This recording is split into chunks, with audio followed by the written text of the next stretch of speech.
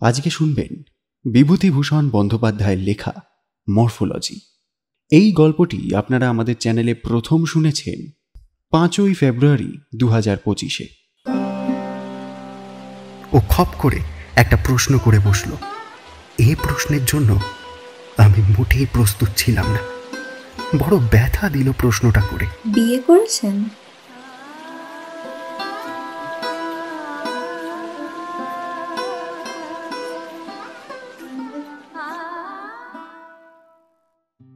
নমস্কার, গল্প.in 2.0 আজকের পর্বে আপনাদের সকলকে স্বাগত। আমাদের আজকের গল্প বিভূতিভূষণ বন্দ্যোপাধ্যায়ের কাহিনী মরফোলজি। বিভূতিভূষণ বন্দ্যোপাধ্যায় জন্মগ্রহণ করেন 12ই সেপ্টেম্বর 1894 খ্রিস্টাব্দে। তিনি মূলত উপন্যাস এবং ছোট গল্প লেখার জন্য খ্যাতি অর্জন করেন। পথের পাঁচালী এবং অপরাজিত তার সবচেয়ে বেশি পরিচিত উপন্যাস। অন্যান্য উপন্যাসের মধ্যে রয়েছে আরণ্যক, চাঁদের পাহাড়, আদর্শ হিন্দু হোটেল, ইছামতি এবং অশনি সংকেত ইত্যাদি। আমাদের আজকের গল্প তার লেখা মরফোলজি। আজকের গল্প পাঠে আমি সৌমজিৎ।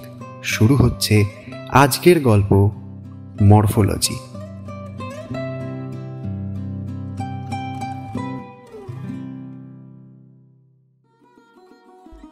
নির্মলার সঙ্গে মেডিকেল কলেজে যেদিন ঢুকি সেদিনই প্রথম দেখা। আমি আইএসসি পাশ করে মেডিকেল কলেজে ঢুকেছি।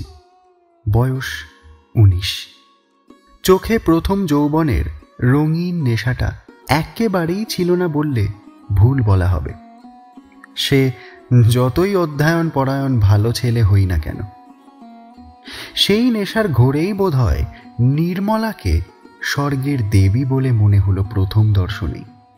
ছিপছিপে সুন্দর মেয়ে, টানা টানা চোখ, জোড়া ভুরু, দিব্যি দেখতে মুখখানি, নীল রঙের শাড়ি পরনে, গায়ে ফুল হাতা ব্লাউজ, সরু চুড়ি কগাছা হাতে, চোখে মুখে একটা দীপ্ত বুদ্ধির ছাপ।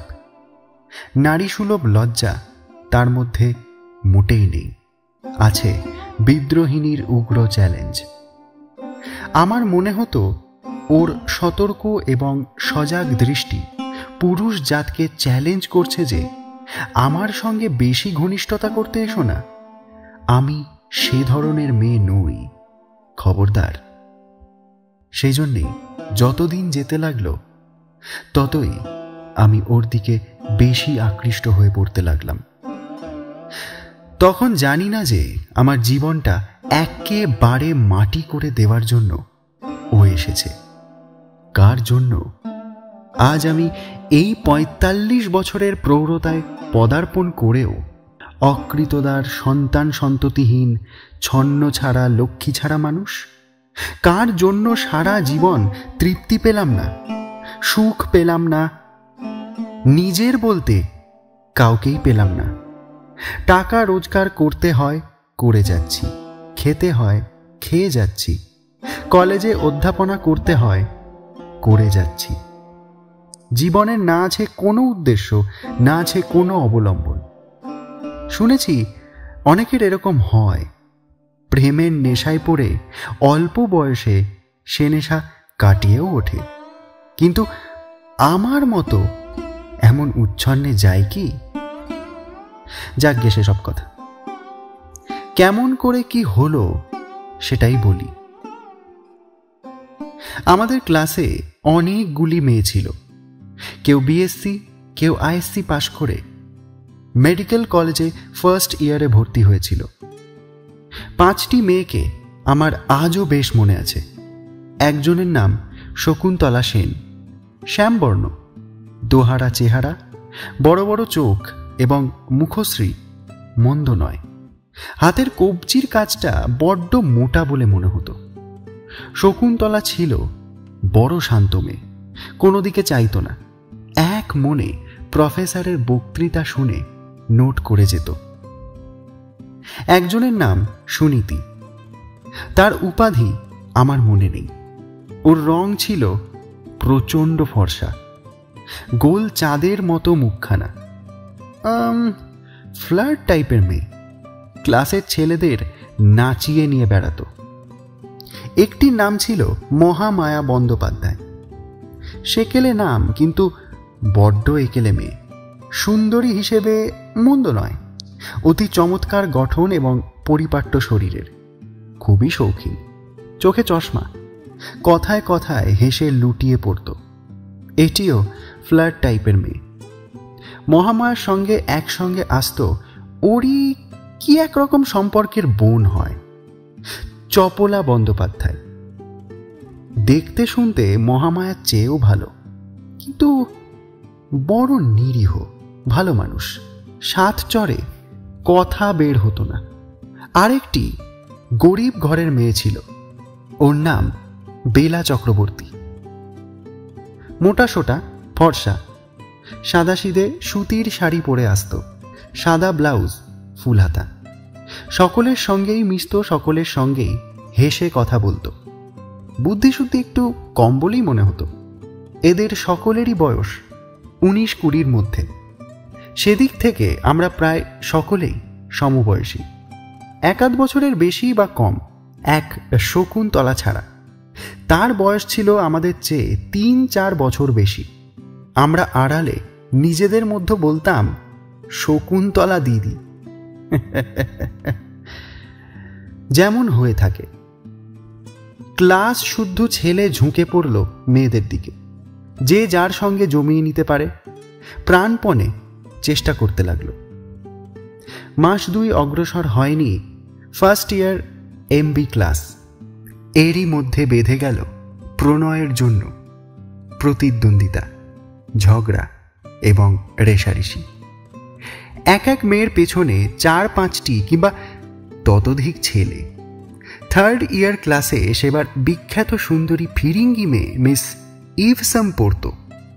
আমরা কলেজে ঢুকেই শুনি, মেডিকেল কলেজ শুদ্ধ ছাত্র, তার জন্যে পাগল। এই ফিরিঙ্গি মেয়েটির নাম চিরকাল লেখা থাকা উচিত মেডিকেল কলেজের অলিখিত ইতিহাসে। অন্তত 2টি আত্মহত্যা এবং বহু সংখ্যক ছেলের উচ্ছন্নে যাওয়ার জন্য এই মেয়েটিই দায়ী। 4-5টি পিতার বিষয়পুত্র কর্তৃক সমর্পিত হয়েছে এই দেবীর দেবীমূলে অর্ঘ্যস্বরূপ। তবুও এর আকাঙ্ক্ষা মেটেনি। আমি মিস ইভসামকে দেখলাম কলেজের বার্ষিক উৎসবে ছাত্রছাত্রীদের গ্যালারিতে। এই প্রথম তাকে দেখি। খুব চটকদার সুন্দরী বটে। বয়স 22-এর বেশি নয়, বিদ্যুৎলতা। তবে আমি দূর থেকে দেখেছি এই পর্যন্ত। আরও অনেকবার দেখেছি, লম্বা করিডরে পাশ কাটিয়ে চলে যেতেও দেখেছি। কিন্তু ফার্স্ট ইয়ারের ছেলেদের সঙ্গে কথা বলার বা নড করবার মতো সহৃদয়তা মিস ইভসামের ছিল না। ফার্স্ট বা সেকেন্ড ইয়ারের কোনো ছেলেকে সে পাত্তা দিত না।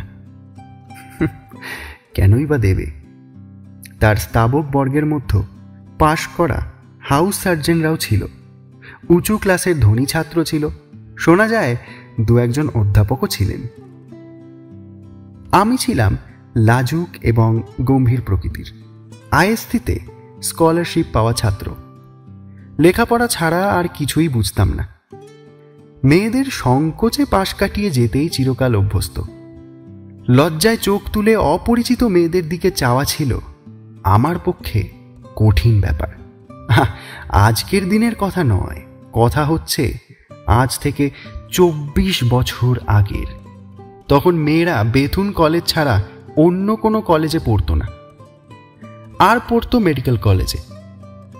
মেয়েরা তখন অনেক ছাত্রের কাছেই অন্য জগতের জীব বা দেবী টেবি বলে গণ্য হতো। মেডিকেল কলেজে ঢুকে প্রথম সহপাঠিনী রূপে ওদের পেয়ে ছাত্রদল যদি ঝুঁকে পড়েই ওদের দিকে, ওদের নিয়ে যদি বাঁধিয়ে দেয় হুড়োহুড়ি, তবে আশ্চর্যের কথা এমন কি?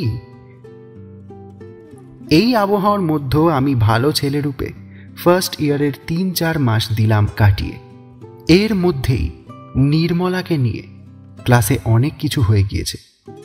ধনী ছাত্র শশধর মুহুরী নির্মলার সঙ্গে ঘনিষ্ঠতা করবার চেষ্টা করতে গিয়ে সেই চ্যালেঞ্জপূর্ণ উগ্র দৃষ্টির সামনে এতটুকু হয়ে গিয়েছে। আরও কয়েকটা ছাত্র চোখ রাঙানি খেয়েছে রীতিমতো, অথচ ওরাই মহামায়াকে বা সুনীতিকে নিয়ে মোটর বিহার করত, কলেজ রেস্টুরেন্টে গিয়ে একসঙ্গে খেত, গেটের কাছে দাঁড়িয়ে থেকে সঙ্গে করে ট্রামে উঠত। আমার কি ছিল? ক্লাসে এসে নির্মলার দিকে চেয়ে থাকতাম, যখনই সুবিধে হতো তখনই। ভয় হতো, বুক ঢিপ ঢিপ করত, পাছে নির্মলা কিছু মনে করে। একদিন আমি ওর দিকে চেয়ে আছি, ওর সঙ্গে হঠাৎ চোখাচোখি হয়ে গেল। সেও এক অপ্রত্যাশিত ধরনের আশ্চর্য ব্যাপার। আমি ওর দিকে চাইতে গিয়ে দেখি ও আমার দিকে চেয়ে আছে। আমার আগের থেকে ও আমার দিকে চেয়ে আছে। আমার সারা শরীর দিয়ে যেন বিদ্যুৎ খেলে গেল। কেন নির্মলা আমার দিকে চেয়ে আছে? আমাকে কি ওর ভালো লাগে? নইলে কেনই বা সে আমার দিকে চাইল? সকলেই বলতো আমার চেহারা নাকি ভালো। চিরকাল শুনে এসেছি এই কথা আত্মীয় স্বজন সকলের কাছ থেকে। আয়নায় নিজের চেহারা দেখেও খারাপ মনে হয়নি কখনো। দেখতে ভালো বলে বিয়ের সম্বন্ধ দু একটা আসতো বই কি, তাও বেশ ভালোই বড় ঘর থেকে। আমাদের অবস্থাটা ভালো। কলকাতায় 3-4খানা বাড়ি আছে, ভাড়া থেকে মাসিক আয় হতো মন্দ নয়। তারপর আমিও স্কলারশিপ পাওয়া ছেলে, পড়াশুনোয় নাম করা ভালো ছেলে।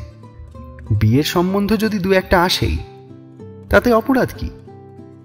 একদিনের কথা আমার আজও মনে আছে। শ্রাবণ মাসের দিন, কেমিস্ট্রি ক্লাস থেকে বেরিয়ে মাঠে নেমেছি। উদ্দেশ্য কলেজ রেস্টুরেন্ট থেকে এক পেয়ালা চা খেয়ে নেব। এমন সময় হঠাৎ আমার পেছনে কে যেন মৃদু স্বরে ডাকল, শুনুন। আমি চমকে উঠে পিছনে চাইলাম। নির্মলা! নির্মলা আমায় ডাকছে। আমি এদিক ওদিক চেয়ে দেখলাম, না, আর কেউ কোনো দিকে নেই তো। আমাকেই ডাকছে বটে। আমি বিস্ময়ের সুরে বললাম, আমাকে ডাকছেন? নির্মলা বোধহয় আমার আনাড়ি এবং আড়ষ্ট ভাব দেখে হাসতে যাচ্ছিল। হাসির রেখা ওর মুখে ফুটে উঠে তখনই মিলিয়ে গেল। সে বলল, আপনাকেই ডাকছি। ও, বলুন। আপনি প্রফেসর গুপ্তের নোট টুকেছেন? হ্যাঁ হ্যাঁ, টুকেছি তো। খাতাখানা কাইন্ডলি দেবেন একদিনের জন্য, কালকেই ফেরত দিয়ে দেব। নিশ্চয় নিশ্চয়ই। এই নিন, এই নিন, নিন নিন নিন। আপনি যে কদিন ইচ্ছে রাখতেই পারেন, কোনো অসুবিধা নেই। না, আমি কালই দিয়ে দেব। থ্যাঙ্কস। আমি যে সময় ওর হাতে খাতা দিচ্ছি, ঠিক সেই সময় আমাদের ক্লাসের বিশ্ব বখাটে ছোকরা সোমেশ্বর গুহ ঠাকুরতা অদূরে আবির্ভূত হলো। কোথার থেকে কি জানি। পায়ের শব্দে নির্মলা খাতা নিতে নিতে যেন চমকে উঠে পিছনে ফিরে তাকালো।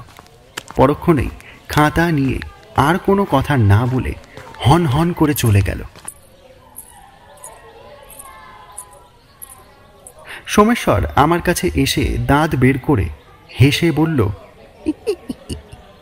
কি বাবা, ভালো ছেলে, ডুবে ডুবে জল খাওয়া। আমার রাগ হলো, লজ্জাও হলো। সোমেশ্বরের সঙ্গে আমার এমন কিছু ঘনিষ্ঠতা নেই।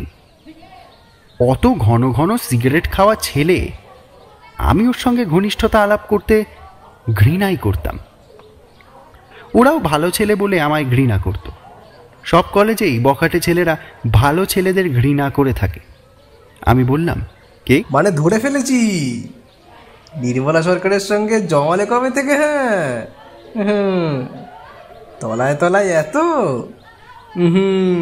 বাবা, হাতে নাতে ধরে ফেলেছি আজ। কি বলছেন বাজে কথা? উনি আমার কাছে আজই কেমিস্ট্রি নোট চেয়ে নিলেন। আজই? মানে আজই? সোমেশ্বর শর্মা যেদিন দেখে ফেলেছে সেদিনই? সত্যি বলছি আমি। বেশ বাবা, বেশ, তবে বলে দিচ্ছি, বেশি ওদিকে নজর দিও না। হরিপ্রসাদকে চেনো তো? হরিপ্রসাদ ডুয়েল লড়বে তোমার সঙ্গে। সে বড় লোকের ছেলে। নির্মলার জন্য সে নিজের জমিদারি বিলিয়ে দেবে বলেছে। পয়সা খরচ করতে সে কিন্তু পিছু পা হবে না। বাপের জমিদারি আমারও আছে, এটা জেনে রাখবেন। কথা শেষ করে আমি রেস্টুরেন্টের দিকে চলে গেলাম। ওদের মতো ছেলের সঙ্গে দাঁড়িয়ে কথা কাটাকাটি করতে আমি ঘৃণা বোধ করি। কলেজ থেকে বের হয়ে একটা নির্জন স্থান খুঁজতে খুঁজতে চলে গেলাম গড়ের মাঠে। চিনে বাদাম চিবুতে চিবুতে কতক্ষণ ভাবলাম আজকের কথাটা। নির্মলা সরকার কি ধরনের মেয়ে আমি জানি। সে দেবী, আমার চোখে সে অতি পবিত্র। তার নামে কেউ কিছু বললে আমার সহ্য হয় না। এত মেয়ে তো আছে কলেজে, কিন্তু ওকে আমার এত ভালো লাগে কেন? এর কোনো জবাব নেই। সেই নির্মলা কিনা আজ আমার সঙ্গে কথা বলেছে, তাও নিজের থেকে। নোট চেয়ে নিয়ে গেল সে। কেন? আমারই নোট নিয়ে গেল। কলেজে তো অন্য ছেলে রয়েছে, ভালো ছেলে বলে নিয়ে গেল নাকি? ভালো ছেলে বলে নিয়ে থাকে যদি? মধুপ্রসাদ বা মাধবপ্রসাদ বলে একটি জৈন ছাত্র নাকি আমার চেয়েও ভালো। অবশ্যই এটা আমি শুনেছি আমি তাদের কাছ থেকে, যারা ক্লাসে আমাকে হেয় প্রতিপন্ন করতে পারলে খুশি হয়। যাই হোক, সে রয়েছে তো। আজ কি সুন্দর দিনটা আমার। কার মুখ দেখে উঠেছিলাম কি জানে। পরদিন রবিবার নেশার ঘোরে সারা দিন কেটে গেল। আমার মনে সেই এক ভাবনা, নির্মলা আমার সঙ্গে ডেকে কথা বলেছে। ওর সঙ্গে আর দেখা হবে না। চলে যাব বহুদূর বিদেশে। অনেকদিন পরে ফিরে আসব। ওকে দেখিয়ে দেব আমি কত বড় ত্যাগী। হঠাৎ আমায় দেখে ও অবাক হয়ে যাবে।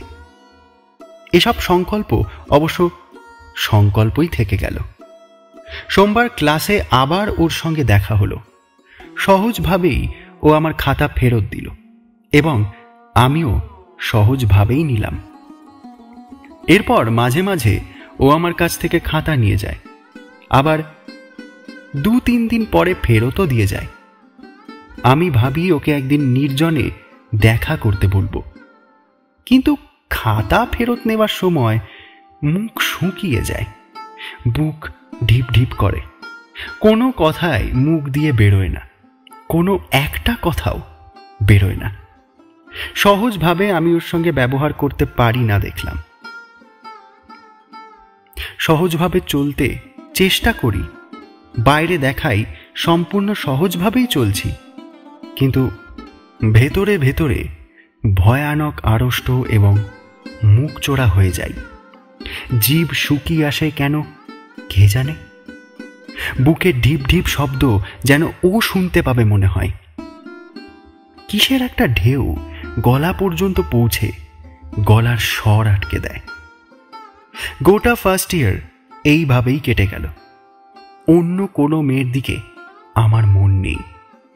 তাদের মধ্যে অনেকে কথা বলে আমার সঙ্গে, অত্যন্ত সহজভাবে তাদের সঙ্গে মিশি।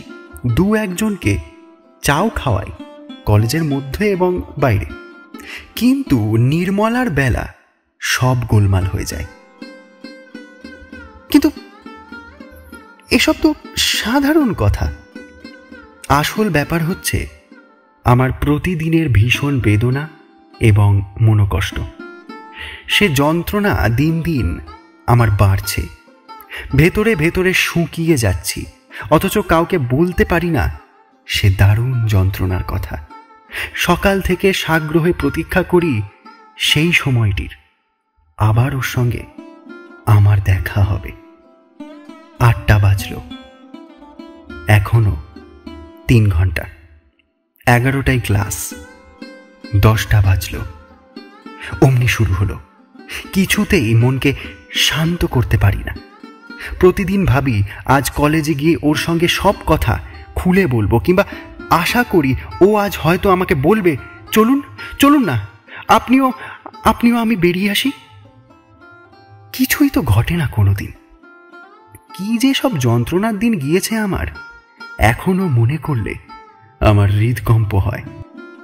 ভগবানের কাছে বলি অমন অবস্থা যেন অতি বড় শত্রুরও না হয়। পুরো 1.5 বছর সহ্য করলাম সেই যন্ত্রণা।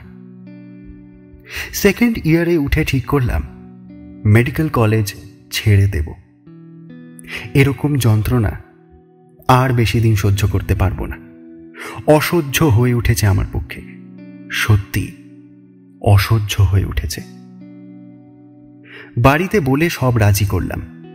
বললাম ডাক্তারি পড়ায় আমার মন নেই, এবার মরা কাটা শুরু হবে। মরা কাটা আমার দ্বারা হবে না, ছেড়ে দেব মেডিকেল কলেজ, বিএসসি পড়ব। এই সময় একটা ঘটনা ঘটল একদিন। আমার একটা নোটবই 4-5 দিন হলো নির্মলার কাছে ছিল। হঠাৎ ভাবলাম ওর হস্টেলে গিয়ে খাতাখানা নিয়ে আসব। খুব দুঃসাহসিক সংকল্প। মেডিকেল কলেজের কম্পাউন্ডের মধ্যেই মেয়েদের হস্টেল। বেলা 4:30। কিছুক্ষণ আগে অ্যানাটমির ক্লাস শেষ হয়েছে। দেওয়ান বাহাদুর হরিলাল বাবুর নাম করা ক্লাস। 2 শব্দটি করার জো ছিল না কোনো ছাত্র বা ছাত্রীর। ফিরিঙ্গি ছাত্রগুলো পর্যন্ত চুপ করে থাকত। গার্লস হস্টেলের দরজায় যেতেই দারোয়ান বললে, কাকে খুঁজলেন বাবু? আমি বললাম মিস निर्मला সরকার, सेकंड ईयर। नाम तो लिख दीजिए बाबू इस स्लिप पे, मेट्रन के पास ले जाना होगा। দারোয়ান স্লিপ নিয়ে চলে গেল মেট্রনের কাছে। আমার বুকের মধ্যে ততক্ষণ বিরাট তোলপাড় শুরু হয়ে গিয়েছে। মুখ শুকোতে আরম্ভ করেছে। মনকে বোঝালাম, কেন? আমি তো ছেড়েই যাচ্ছি কলেজ। নির্মলার জন্য তো আমি এখানে আসিনি। আমি এসেছি আমার নোট বই নিতে। নির্মলার সঙ্গে আমার কি সম্পর্ক? বারে, আমার নোট বই আমি চেয়ে নেব না? এতে আর কি এমন হয়েছে? নির্মলা যদি কিছু মনে করে তো করুক। একটু পরে দারোয়ান দেখি ফিরে আসছে। আমার বুকের মধ্যেও যেন গর্ত হয়ে খানিকটা বসে গিয়ে একটা ভ্যাকিউমের সৃষ্টি হলো। দারোয়ান কি বলবে? নির্মলা বিরক্ত হয়ে হয়তো বলে পাঠিয়েছে, এখানে কেন? কাল ক্লাসে দেখা করবেন, ভারী বিরক্ত হয়েছে আমার উপর। আমার নোট বইয়ে আমার দরকার থাকতে পারে না? জরুরি দরকার কি আমার একদমই থাকতে পারে না? তুমি এনেছিলে কেন আমার নোট বই? বেশ তো।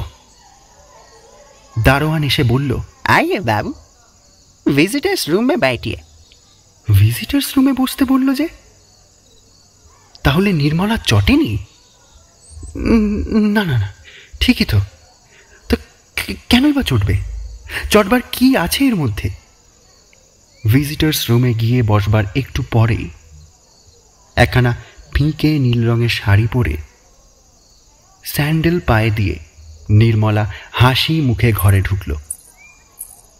পিঠে চুল খুলে এলিয়ে দেওয়া। ক্লাস থেকে ফিরে স্নান করেছে। ও ঘরে ঢুকে বলল, কি ব্যাপার, আপনি যে হঠাৎ? আমার মনের অবদমিত আবেগ যেন উত্তাল হয়ে উঠল বুকের মধ্যে। এখানে তো কেউ নেই। নির্মলা সরকার আমার সামনে। শুধু দুজন এই ঘরের মধ্যে, আর কেউ কোথাও নেই, কেউ নেই। বলে ফেলি এরকম সুযোগ জীবনে আর কখনো আসবে না বলেই ফেলি আজকে। 1.5 বছরের মধ্যে মহাপ্রতীক্ষিত সেই পরম শুভ মুহূর্তটি আজ সমাগত এই মেয়েদের হস্টেলের নির্জন ভিজিটার্স রুমে। না না না না না না, আজকের দিনটা হাতছাড়া করা যাবে না। ছেড়ো না এই সুযোগ, ছেড়ো না। যা হয় হবে, যা হয় হবে, হোক, হয় আজ এসপার নয়তো ওসপার। আমি ওর চোখের দিকে চাইলাম। নির্মলাও দেখি আমার চোখের দিকে চেয়ে আছে।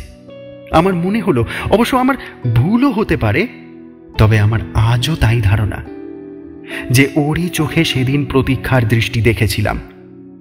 অতি অল্পক্ষণের জন্য এ কথা আমার মনে হয়েছিল, তারপরেই ওর দিকে চেয়ে আমি বললাম, নোট বইখানা নিতে এসেছি। ও, কাল একবার ভেবেছিলাম আসবো, কিন্তু নির্মলা আবার যেন প্রতীক্ষা এবং আহ্বানের দৃষ্টিতে আমার দিকে চাইল। দেবীর মতো রূপ তার, কি উজ্জ্বল মুখ চোখ, কি ঢেউ খেলানো কালো মেঘের মতো একরাশ চুল, অপূর্ব রূপ ফুটেছে ওর। আমি চেয়ে চোখ নামিয়ে নিলাম। কেন চোখ নামিয়ে নিলাম? আজ আমার মনে হয় আমি ভুল করেছিলাম। মেয়েদের রূপ পুরুষের পুজোর জন্য নয়, তাকে আকৃষ্ট করার জন্য। নির্মলা আশা করে এসেছিল সেদিন, ওর আশা আমি ভঙ্গ করেছিলাম সেদিন, শুধুমাত্র নিজের ভীরুতার জন্য। ধিক্কার জানাই নিজেকে। ও বলল, তবে এলেন না কেন? আসলে আসতে পারিনি শেষ পর্যন্ত, একটা বিশেষ কাজ ছিল। আর একটা আশ্চর্য কথাও বলল। সে কথা ও যে আমাকে বলবে এমন আমি আশাও করিনি। তবুও বলি, এ কথার গুরুত্ব তখন আমি ততটা বুঝিনি, পরে যতটা বুঝেছিলাম। ও বলল, কাজ থাকলে বুঝি আমার কাছে আসা যায় না? আমি শুধু বোকার মতো হাসলাম। নির্মলা আবার বলল, বলুন না। না না না না না, ওই দেরি হয়ে গেল কি না, আমার উত্তরের বিশেষ কোনো মানে হয় না। অসংবদ্ধ প্রলাপ। কিসের দেরি হয়ে গেল? না না না, দেরি হয়নি, এমনি বলছি, এমনি এমনি। আপনি অদ্ভুত লোক। ইয়ে মানে কেন? কেন আপনাকে কি বোঝাবো, নিজে বুঝতে পারেন না? বসুন, আমি খাতাখানা আনি। আমি তো বুঝতে পারলাম না কিসে আমি অদ্ভুত হলাম। নির্মলার এ কথার মানে কি? একটু পরে ও ফিরে এলো, এসে একটা অদ্ভুত কাণ্ড করল। খাতাখানা আমার হাতে দিয়ে হঠাৎ ঈষৎ নিচু হয়ে যেন আমার দিকে এগিয়ে ঝুঁকে পড়ে আমার মুখের ওপর দৃষ্টিপাত করে মুখ সরিয়ে নিল। আর মুখ সরিয়ে নিয়েই সরে গেল এবং খিলখিল করে হেসে উঠল। আমার মাথা ঘুরে উঠল। গম্ভীর এবং সংযত মেয়ে নির্মলা ক্লাসের মধ্যে, তার একই লীলা। আমি খাতা হাতে নিয়ে উঠে বললাম, তবে আজ আসি। নির্মলার মুখের হাসি মিলিয়ে গেল। বলল, বসুন না। না না, যাই যাই, বেলা হয়েছে তো, কাজ আছে বাড়িতে, যাই। চললেন তাহলে? ডিসকাশন রুমে দেখা হবে কাল তো? হ্যাঁ হ্যাঁ হবে, যাই যাই, গেলাম। কাল ডিসকাশন রুমে আসবেন তো ঠিক? হ্যাঁ হ্যাঁ, আসবো আসবো। নির্মলা ফটক পর্যন্ত এগিয়ে এলো। আমি টলতে টলতে বাইরে এলাম। বাইরে এসে বাড়ি যাওয়ার সময় কয়েকবার ভাবলাম নির্মলার এ অদ্ভুত আচরণের অর্থ কি। ও তো অতি গম্ভীর মেয়ে, অন্য কারো সঙ্গে তো ও কথাই বলে না ভালোভাবে। আমাকে কি অন্য চোখে দেখে নাকি কি জানে। বাড়িতে তখন আমার বিয়ের জন্য খুব পীড়াপিড়ি চলছে। বিয়ে করা আমার পক্ষে অসম্ভব। নির্মলা আমার চোখে এবং মনে জল জল করছে তখন। অন্য মেয়েকে ওর আসনে বসাতে হবে? না না, অসম্ভব। নির্মলা খুব বড় লোকের মেয়ে, অভিজাত এবং উচ্চশিক্ষিত পরিবারের মেয়েও। আমি খোঁজ নিয়ে দেখেছি, ওকে পেতে যাওয়া মানে বামন হয়ে চাঁদে হাত। আমার মতো একজন নগণ্য ছেলেকে মেয়ে দেবে ওর বাবা মা? এ তো অসম্ভব। আমি কলেজ ছেড়ে দিলাম। কলেজে তিলে তিলে দগ্ধ হতে পারবো না আমি। মেডিকেল কলেজে মরা কাটা আমার দ্বারা হবে না। বিএসসি পড়লাম, প্রথম শ্রেণীর অনার্স পেলাম। এমএসসিতে দ্বিতীয় শ্রেণীর বটে, কিন্তু সেবার আমার বিষয়ে প্রথম শ্রেণীতে কেউ ছিল না। কলকাতায় একটা কলেজের অধ্যাপকের চাকরি জুটে গেল খুবই সহজে। ডেপুটি ম্যাজিস্ট্রেট হওয়া কঠিন হতো না, কিন্তু আমি নির্ঝঞ্ঝাটে কাটাতে চাই জীবনটা। ভগবানের ইচ্ছেই আমার পয়সার অভাব নেই, কার জন্যেই বা অত খাটতে যাব। না বিয়ে থাওয়া, না ছেলে পুলে, বেশ আছি তো। নির্মলার কথা ভুলিনি, তার জন্যেই বিয়ে করতে পারলাম না। এ যে কি টান, কি মোহ, কি করে বলবো, মন থেকে কিছুতেই সরাতে পারলাম কই। নির্মলার বিয়ে হয়েছিল একজন বিলেত ফেরত ডক্টরের সঙ্গে। নিজে সে একজন লেডি ডক্টর। একবার তার সঙ্গে দেখা হয়েছিল কিভাবে তা বলি। লেডি ডাফরিন হাসপাতালে নির্মলা তখন কাজ করে। আমি জানতাম সেটা। রোজ কলেজ থেকে বেরিয়ে লেডি ডাফরিন হাসপাতালের কাছে এসে মুখ উঁচু করে আমি দাঁড়িয়ে থাকতাম, সম্পূর্ণ অকারণে। কেন দাঁড়াই নিজেই তা জানি না। কলেজের ছুটির পর পা দুখানার গতি হয় লেডি ডাফরিন হাসপাতালের দিকে, আপনা থেকেই হয়। একদিন ওই রকমই অভ্যাস মতো এসে দাঁড়িয়েছি স্কটস লেনে, হাসপাতালের ঠিক নিচে। এমন সময় বৃষ্টি শুরু হলো। সেটা ছিল আশ্বিন মাস। আমার কাছে ছাতা নেই, ছাতা বওয়া আমার অভ্যেস নেই। দাঁড়িয়ে ভিজছি, সরে যেতে ইচ্ছে করছে না। ভিজে যাচ্ছি, তবুও কিসের আশায় চাতক পাখির মতো আকুল আগ্রহ নিয়ে মুখ উঁচু করে দাঁড়িয়েই আছি এবং অসারে ভিজছি। বোধহয় সাধনার কঠোরতায় সিদ্ধি আসে সর্বসিদ্ধিদাতা ভগবানের কাছ থেকে। তিনি দক্ষিণ পানি প্রসারিত করে অকপট সাধনের ফল হাতে হাতে দেন। তাই সব সাধনার এত নাম আমাদের দেশে। রাতারাতি সিদ্ধি লাভ, সব সাধনা টপ সাধনা যাজ্ঞে। আমার ফল এলো সম্পূর্ণ প্রত্যাশিতভাবে। এখনও তা ভেবে অবাক হয়ে যাই। হঠাৎ রাস্তার দিকে জানালা খুলে গেল হাসপাতালের দোতলায়। একটি মেয়ে উঁকি মেরে রাস্তায় আমায় দাঁড়িয়ে থাকা অবস্থায় দেখল। আমি চিনলাম, সে নির্মলা। নির্মলা কিন্তু আমাকে একবার দেখেই হাত দিয়ে এগিয়ে যেতে ইঙ্গিত করেই জানালা থেকে তখনই সরে গেল। আমি তো অবাক। আমার রক্ত তখন দ্রুত স্রোতে বুকের দিকে ঠেলে উঠছে। আমি তাড়াতাড়ি এগিয়ে গেলাম। হাসপাতালের গেটের কাছে নির্মলা দাঁড়িয়ে আছে, হাতে একটা ছাতা। আমি এগিয়ে গেলাম। কতদিন পরে দেখা। ও হাত জোর করে বলল, নমস্কার, কোথায় আছেন? কি করছেন? কতদিন পর দেখা। হ্যাঁ হ্যাঁ হ্যাঁ ওই তাই। কি করছেন আজকাল? হ্যাঁ, ও হ্যাঁ, কলেজে প্রফেসরি করছি অ্যাকচুয়ালি। ছুটির পরে এই পথে এসেছিলাম, তা হঠাৎ বৃষ্টিটা শুরু হলো হাসপাতালের সামনে আসতেই, তাই ওই জায়গাতে আমি মানে এমএসসিতে তো ব্রিলিয়ান্ট রেজাল্ট করেছিলেন, বিলেতে গেলেন না কেন? আপনি তো স্টেট স্কলারশিপ পেতেন। হ্যাঁ না, কি হবে গিয়ে, পরক্ষণেই সংশোধন করে নিয়ে বললাম, মানে বাবার শরীর খারাপ কি না। তা আপনি এখানে কি করছেন? Resident house surgeon. আমি তো আগের বছরই পাশ করে বেরিয়েছি। নির্মলার দিকে চেয়ে দেখলাম ভালো করে। বালিকার চাঞ্চল্যের লেশমাত্র নেই ওর মধ্যে। এসেছে সুন্দরী পূর্ণ যৌবনের দীপ্তি ও গাম্ভীর্য। একটু যেন মোটা হয়ে গিয়েছে, তবে তা আমারই চোখে পড়ল। অন্য কেউ হঠাৎ দেখলে ওকে মোটা বলবে না।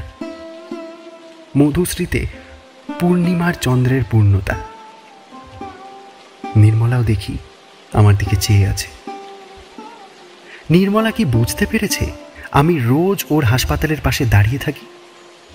আরও কি কোনোদিন সে আমাকে দেখেছে নাকি? আমি বললাম, তা ভালো আছেন আপনি? মন্দ নয়। আপনি মেডিকেল কলেজ ছাড়লেন কেন? ক্লাসের মধ্যে সবচেয়ে ভালো ছেলে ছিলেন তো। আমি ওর কথা উড়িয়ে দেওয়া সূচক হেসে বললাম, ও আরে ও কিছু না, কত ভালো ছেলে ছিল। আপনিও তো খুব ভালো ছাত্রী ছিলেন। আমার মরা কাটা পোষালো না। ও খপ করে একটা প্রশ্ন করে বসলো। এই প্রশ্নের জন্য আমি মোটেই প্রস্তুত ছিলাম না। বড় ব্যথা দিল প্রশ্নটা করে। বিয়ে করেছেন? হ্যাঁ, না। আচ্ছা, আজকে চলি। হ্যাঁ, নমস্কার। দাঁড়ান দাঁড়ান, ছাতাটা নিয়ে যান। ভিজছেন বলে ছাতাটা নিয়ে এলাম, কাউকে দিয়ে পাঠিয়ে দিলেই হবে। চলে এলাম ছাতা নিয়ে। নিজে যাইনি, ছাতা অন্যের হাত দিয়েই ফেরত পাঠিয়ে দিয়েছিলাম। এর পরের বছরই কি সেই বছরই নির্মলার বিয়ের সংবাদ পেলাম। এরপরে নির্মলার সঙ্গে আমার দেখা হয়েছিল আর একটিবার। আমহা স্ট্রিট বেয়ে আমি হেঁটে যাচ্ছি, হঠাৎ একটা মোটর দাঁড়িয়ে গেল পাশে। নারী কণ্ঠে কে যেন বলল, এই যে, নমস্কার। চেয়ে দেখি নির্মলা। বেশ মোটা হয়েছে। আমার লজ্জা হলো হঠাৎ এভাবে ওর সঙ্গে দেখা হওয়াতে, কারণ আমিও মেদ বৃদ্ধির পথে কম অগ্রসর হইনি। ওর চেয়ে দুজনের পাল্লাপাল্লিতে বোধহয় আমি জিতব। কোথায় যাচ্ছেন? আসুন, গাড়িতে উঠুন। ও একাই ছিল গাড়িতে। না না, আর গাড়িতে উঠবো না, ধন্যবাদ। এই তো সুকিয়া স্ট্রিট যাচ্ছি। গাড়িতে আসুন না, নামিয়ে দেবো ওখানে। সুকিয়া স্ট্রিটটা কোথায় বলুন? না না, থাক থাক, থ্যাঙ্কস। ওই তো পাশের গলি, মোড়ের মাথায়। কতটুকু? আমি একাই চলে যাব। নমস্কার, আসি। হ্যাঁ। নির্মলা আমার দিকে কেমন যেন এক প্রকার করুণা এবং সহানুভূতির দৃষ্টিতে চাইল। সেটাই আমার অসহ্য হলো। আমি আর দাঁড়াতে পারলাম না।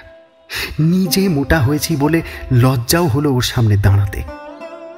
এরপর ওর সঙ্গে আমার আর দেখা হয়নি। সে আজ বহু বছরের কথা, 17-18 বছর আগেকার কথা। দিন যায় যত, নির্মলার কথা ততই ভুলি। ক্রমে নির্মলার ছবিও অস্পষ্ট হয়ে এসেছে। এমন সময় একদিন এক ব্যাপার হয়ে গেল। মাসখানেকও হয়নি, আমাদের কলেজে বিএসসি প্র্যাকটিক্যাল পরীক্ষা হচ্ছে।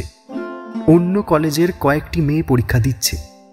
মেয়েদের পরীক্ষা আমি তত্ত্বাবধান করছি এবং পাহারা দিচ্ছি সেই রুমে। একটা মেয়েকে দেখেই আমার মন যেন হঠাৎ ছ্যাঁত করে উঠল। আমি অবাক হয়ে ওর মুখের দিকে চেয়ে রইলাম। এর মুখ আমার সুপরিচিত। মনে হলো অনেক দিন আগে একে আমি চিনতাম। আমি ওর মুখের দিকে চেয়ে ভাবছি, একে আমি কোথায় যেন দেখেছিলাম। হ্যাঁ, প্রথম যৌবনের কোনো এক দিনে আমি একে দেখেছিলাম। হঠাৎ আমার চমক ভাঙল। কি মনে করবে, আমি প্রৌঢ় অধ্যাপক, ওরা অন্য কলেজের মেয়ে, আমাকে চেনে না। কি না কি ভাবতে পারে। মেয়েটির ব্যাপার দেখে বুঝলাম সে ফাঁপড়ে পড়েছে। দুটি প্রশ্ন আছে উদ্ভিদ বিজ্ঞানের, একটি হিস্টোলজির, অপরটি মরফোলজির।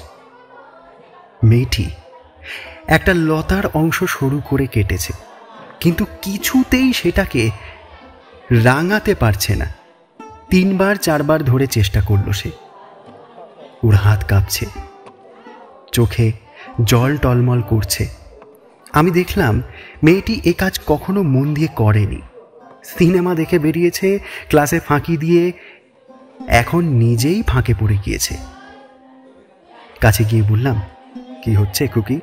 মেয়েটি কাঁদো কাঁদো সুরে বলল, সেকশনটা স্টেন নিচ্ছে না, জড়িয়ে জড়িয়ে যাচ্ছে। তুমি কোন কলেজের স্টুডেন্ট? Scottish church. সেকশন কাটতে শেখোনি তো? এত মোটা করে কেউ সেকশন কাটে নাকি? তাছাড়া দেখছো না, এই লতায় লাল হরহরে আঠা রয়েছে। ওটা অ্যালকোহলে ধুয়ে না নিলে কখনোই স্টেন নেয়। এটা অ্যালকোহলে একবার ওয়াশ করে নাও, যাও। মেয়েটি আমার কথায় সেটা অ্যালকোহলে ধুতে গেল। কিন্তু মা লক্ষ্মী দেখলাম সিনেমা দেখেই কাটিয়েছে, লেখাপড়া কিছুই করেনি। বললাম, ও কি হচ্ছে, তুমি অ্যালকোহলে ধুতে জানো না?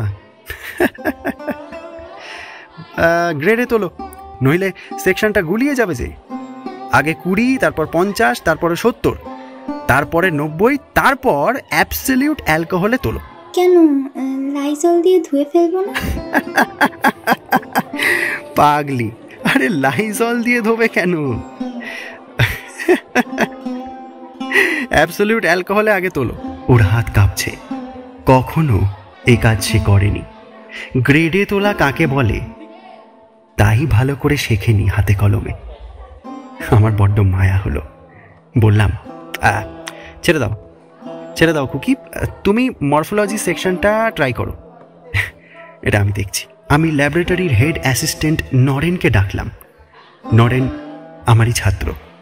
তাকে বললাম, নরেন নরেন, এই এসো তো একটু, এই নাও এই সেকশনটা মাউন্ট করে নিয়ে এসে দাও তো। নরেন আমার মুখের দিকে চেয়ে দেখে সেকশনটা হাতে নিয়ে চলে গেল। হয়তো ভাবলো প্রৌঢ় অধ্যাপকের এত দুর্বলতা কেন, সুন্দরী মেয়ে দেখে তাকে পরীক্ষায় বেআইনিভাবে সাহায্য করছেন। একটু পরে নরেন বেশ চমৎকারভাবে নিপুণ হাতে সেকশনটা স্লাইডের ওপর বসিয়ে কানাডা বালমাম দিয়ে বন্ধ করে আমার হাতে এনে দিল। আমি নিয়ে গিয়ে বললাম, এই নাও কুকি। তার প্রশ্নের উত্তর বেআইনিভাবে পেয়ে মেয়েটি কৃতজ্ঞতামূলক হাসল। অনেকদিন আগে এ হাসি আমি যেন কোথায় দেখেছি। এ হাসি আমার কুয়াশাচ্ছন্ন জীবন দিনের প্রথম অরুণ রাগের হাসি। বিস্মৃত অরুণ রাগের সে শুভক্ষণটি আজও কি আমি ভুলেছি? মৃদু কৌতূহলের সুরে প্রশ্ন করলাম, তোমার নাম তো নীলিমা বসু লেখা রয়েছে, তোমার বাড়ি কোথায়? Lower circular road. ডাক্তার বিভাস বসুকে চেনেন? ডাক্তার বি বসু? হ্যাঁ হ্যাঁ, আই স্পেশালিস্ট, তাই তো? হ্যাঁ, তিনি আমার বাবা। ও তাই নাকি? বেশ বেশ। আমার মাথা ঘুরে উঠল। ডক্টর বিভাস বসু, নির্মলার স্বামী। মেয়েটি হেসে বলল, আসবেন আমাদের বাড়ি, বাবা খুব খুশি হবেন। শেষ হলো আজকের গল্প বিভূতিভূষণ বন্দ্যোপাধ্যায়ের কাহিনী মরফোলজি। আশা করব আমাদের আজকের গল্পটি আপনাদের ভালো লেগেছে। যদি গল্পটি ভালো লেগে থাকে অবশ্যই আমাদের চ্যানেলটি সাবস্ক্রাইব করবেন এবং কমেন্ট করে যেতে ভুলবেন না। কিন্তু প্রতি সপ্তাহের মতো আগামী সপ্তাহেও আপনাদের উদ্দেশ্যে একটি নতুন গল্প নিয়ে হাজির হব। ততক্ষণ শুনতে থাকুন আমাদের বাকি গল্পগুলো। আর হ্যাঁ, আমাদের চ্যানেলটি সাবস্ক্রাইব করতে ভুলবেন না কিন্তু। ভালো থাকবেন, সুস্থ থাকবেন, ধন্যবাদ।